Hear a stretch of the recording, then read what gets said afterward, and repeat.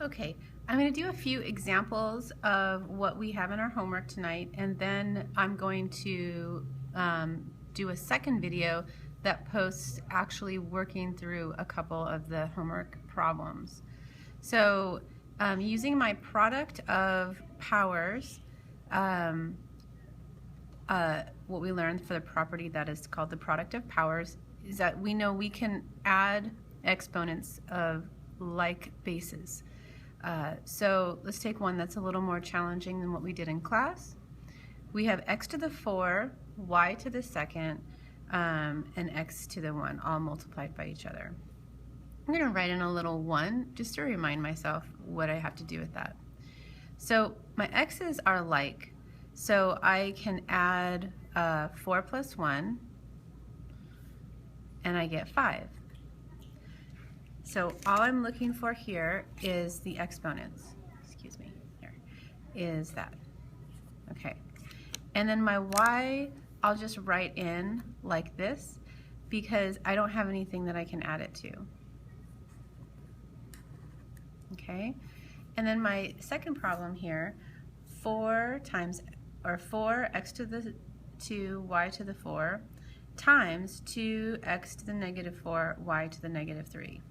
This is really like one big multiplication problem, even though it appears like this is one number and this is one number. This is really a set of 3 numbers multiplied by each other, and again here, 3 numbers multiplied by each other. To make this problem a little easier for myself, I am going to explode it, and by that I mean just write it out a little bit more detailed so I can see what I'm dealing with. So 4 times x to the 2 times y to the 4th times 2 times x to the negative 4 times y to the negative 3. It's a little bit harder to see that than I like, but I think you can see it. So I'll just start with my numbers. So I have 4 and 2. So 4 times 2 is 8. Okay, and then I'm going to do my x's. And I have x to the 2, x to the negative 4. And remember, I just add these. So it's actually x to the negative 2. Okay, because 2 minus 4 is negative 2. And then I have my y's, and I have y to the 4th, and I have y to the negative 3. So 4 minus 3 is 1, so I'm going to write y to the 1. Okay, now I have a little more work to do before this is completely simplified. I have a negative exponent right here, which is my Southwest airline ticket to the other side of the division sign. And I have a 1 that I can disappear if I want to disappear. So it's going to be 8y over x to the 2. And that's my answer for that. Okay, and then for power of a power, remember what I'm really talking about here is that this is equal to 3 groups of 2w, 2 times w squared, times 2 times w squared times 2 times w squared. So I can basically multiply the 2, so I have 3 2's, 1, 2, 3. I'm going to say 2 to the 3rd, right? And I'm going to say w squared to the 3rd.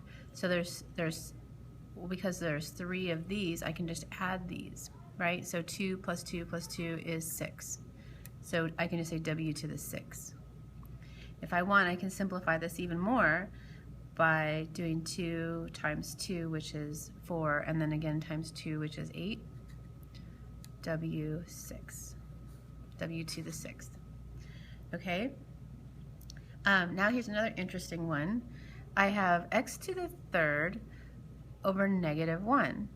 So it's not the same exactly as, looks looks like I'm about to run out of time. It's not the same exactly as x to the negative 3, but it's going to look the same. So I'm just putting this number under the division sign. There's my ticket, and I just sent this whole number. It looks very similar to x to the negative 3, doesn't it? Because that does the same thing. Incidentally, remember my rule here, if I multiply these exponents, I get my answer a little bit more quickly. So 2 times 3 is 6, so I get w to the 6.